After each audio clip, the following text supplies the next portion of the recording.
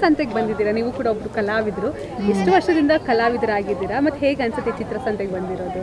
ಚಿತ್ರಸಂತೆ ಒಂದು ಹಬ್ಬ, ವರ್ಷಕ್ಕೆ ಒಂದ್ಸತಿ ಆಗುತ್ತೆ. ನನಗೆ ಇಲ್ಲಿ ಆಪರ್ಚುನಿಟಿ ಸಿಕ್ಕಿದೆ, so I am very blessed. ನಾನು ಕೋವಿಡಲ್ಲಿ ಸ್ಟಾರ್ಟ್ ಮಾಡಿದ್ದು painting. So it is my way of expression.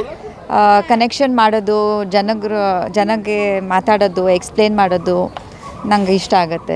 ಚಿತ್ರಸಂತೆಗೆ ಎಷ್ಟು ವರ್ಷದಿಂದ ಬರ್ತಾ ಇದ್ದೀರಾ? 3 years ಆಯಿತು.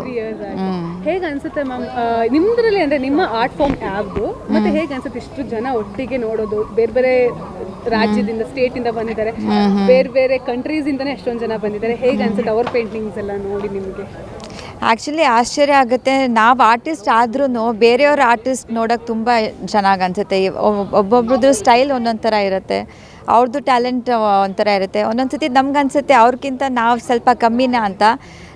ನಮ್ಮದು ಒಂಥರ ಹೌದು.